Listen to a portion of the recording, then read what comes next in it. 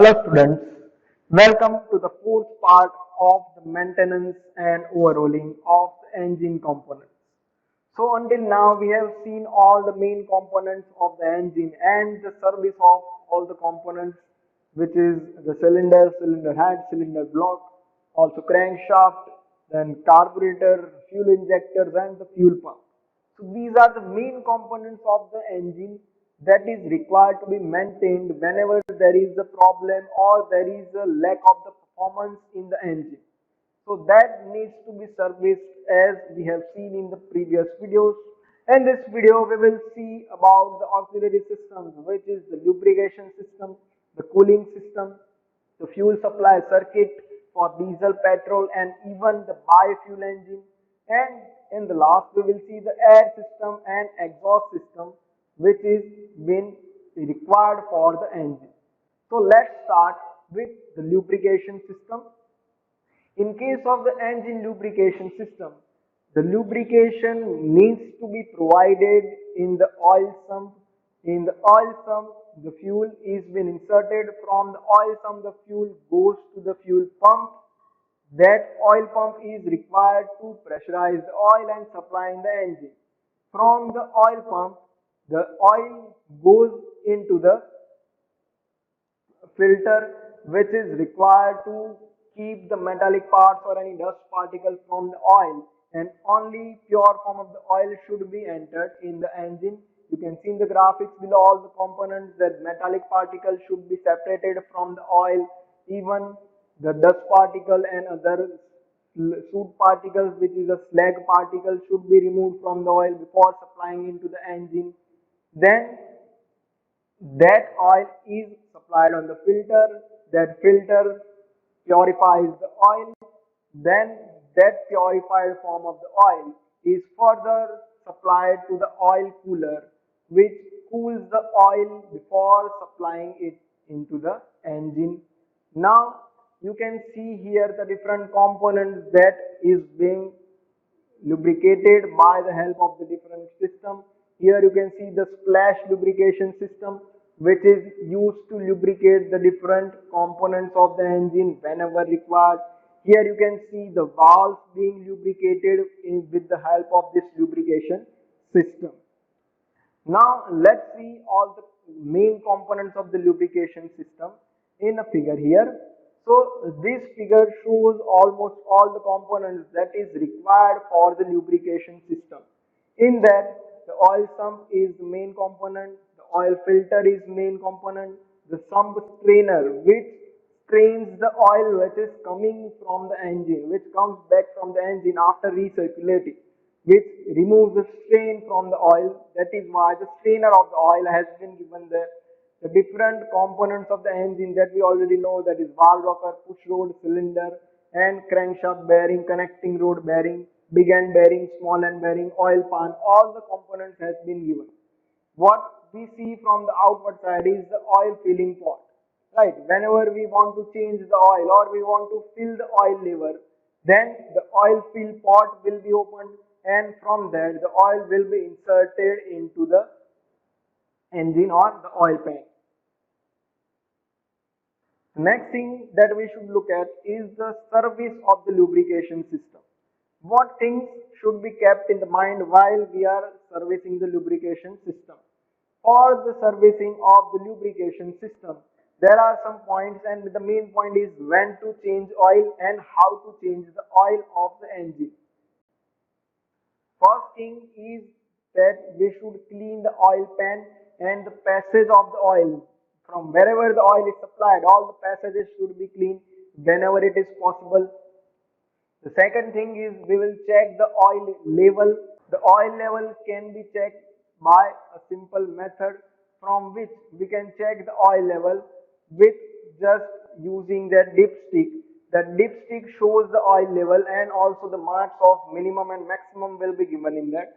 So our value of the oil should be between those two lines. The oil change will be done if required. If the condition of the oil is not proper or the level of the oil is lower, then the oil should be changed or the refill will be done. The oil pump service will be done whenever required. Generally, the oil pump will not require too much of the attention because it is a long operating system and it does not operate at very high pressure. So it won't require too much of the service attention. Rather than that, pressure relief valve of the service system of the lubrication system will be checked once and for all, because as we can see that the work of the pressure relief valve is to maintain the pressure in the system, and whenever the pressure rises, the relief valve will open and will release the pressure in the air so that we can get the safety of our lubrication system. So we should check the service condition of the pressure relief valve, and the service will be done if and whenever it is required. Also, the oil pressure indicators which shows the level of the oil on the dashboard will be checked, and that level will, the warning indicators will show you when our level is lower and when our level is higher. Now, in the graphics below, or the graphics that you can see in the behind me, you will see the checking of the oil level. Right. Also, in the measuring instrument video, we saw how to check the oil level. In that, we used the dipstick that was filled in the oil level. That dipstick first will be cleaned, and after cleaning the dipstick will be entered in the system, and from re-entering or from removing the dipstick, we can see in the behind that the level should be in between those two lines or those 2 points. If it is not on that point, then we should change the oil or we should refill the oil system. Right here you can see in the behind that the oil level has been checked and which is actually in the proper amount.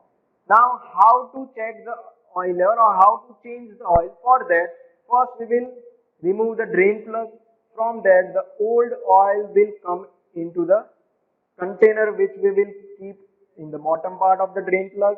All the oil will be drained from the drain plug. After removing that, you can see in the background that the oil is being removed and it is being completely drained in the container which we kept. We will remove the seal and we will replace it. We will keep the new seal. After, we will clean the oil filter by removing the oil filter from the system. By removing the oil filter, we will again provide the sealing or the lubrication to the oil filter, and then again apply that same oil filter into the engine. Then from the above where the tank pot has been given, from there the oil will be entered into the engine and that oil will be filled in the system, and this is how we will refill or we will change the oil whenever it is required, if the oil level is degraded or if the oil level is in the lower condition. Next thing is the engine cooling system. Right? This is an actually auxiliary system, but it is an important system for the vehicle. If the proper cooling is not provided, then engine temperature will keep rising and there are chances of the knocking or generating the self-ignition of the fuel into the vehicle. That knocking can damage our engine, and that damage of the engine can again cause the different problems into the vehicle, and so that the cooling system is the most important part of the engine as well. In that case, for the cooling system, the radiator will generally be provided, and generally we use the water cooling system in the four-wheelers. You might have seen the radiator, and with that the whole cooling system might have been connected. The thermostat valve is an important component of the radiator. The thermostat valve uses or it checks when to supply the water or the cooling water in the engine and when it will be required to supply that water and when the cooling is required in the engine. The thermostat valve measures the temperature of the engine, and if the temperature is above the specified limit, then the thermostat valve let the water pass from that valve and the cooling will be done in the whole system. Until the thermostat valve supplies the water, the cooling will not be provided, and that will be done with the help of the cooling system. The cooling system has the different components such as the water jacket, which will store the water pump, which will supply the water at the required pressure, the engine fan, which will provide the extra auxiliary air cooling to the engine, the variable speed fan. Generally, there are two types of fan, the fixed speed and the variable speed, depending on the vehicle or the engine we are using. The drive belts will be provided to run the different system or when to run the oil or the water in the system. The radiator will be provided. Heat exchangers will be provided to keep the water in the cooling condition, because we know when the water will come by cooling the engine, it will get hotter. So we need to cool down that water before supplying it into the engine again. That will be done by the help of the heat exchangers. The expansion tank will be provided to expand the fuel so that the proper pressurized fuel can be supplied. The thermostat will be provided. As I've already told, the function of the thermostat is to supply the water whenever required. Also, there will be a coolant bypass package. Now, what is the function of that bypass passage is that in some conditions, the thermostat will not show the proper temperature, or in some condition, we need to supply the cooling water in the engine even if it has not reached the temperature above the limit. That will be done by the bypass passage. What bypass passage will do is that it will override the thermostat valve and it will supply the cooling water in the engine by the help of the bypass passage, and it will override the thermostat valve. So whenever required, we can provide the cooling to the engine.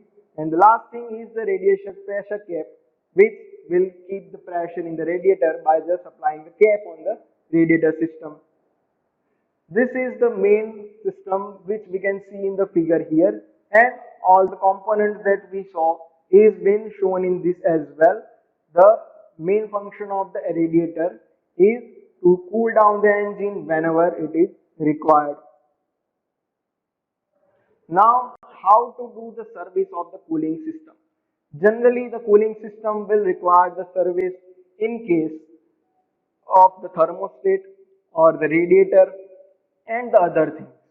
The first thing while we are doing the service of the vehicle is that we will clean our cooling system or hold the system of the cooling which is used to cool our vehicle. Second thing is we will do the bleeding of the cooling system, right? Whenever we are using an hydraulic system, right? In this case as well, we are using the water. So it is turned into the hydraulic system. So there should be not be air in between the lines of the cooling system. And that can be avoided by using the bleeding method, which removes the air from the cooling system. We will locate the radiator leaks. There should not be any leaks from the radiator, otherwise the proper pressure will not be generated in the cooling water and proper cooling will not be attained. So we will locate that radiator leaks and we will repair that radiator leaks if required. Also, we will do the service of the water pump if required. Again, same as the lubrication system. The water pump will not require the service at regular intervals. It is properly running for a longer time without service. There might not be any problem in the water pump as well, same as the oil pump. Last thing is we will replace the expansion core plugs if the expansion pressure is not properly generated or if the expansion of the water is not properly being done by the help of that expansion core plug. So if that is not properly being done, then we will change the expansion core plugs. Right, so these are the two systems, that is water cooling system and air cooling system. In this, we have generally seen the water cooling system, which is generally and mostly used in the four-wheeler vehicles. Air cooling system can generally be seen in the two-wheelers as well. So we saw two systems, that is was lubrication system and the cooling system, and we saw also the steps for the lubrication and the cooling system. In the next lecture, we will see the fuel supply circuit for the petrol diesel engine and also the air system and exhaust system. Until then, thank you so much.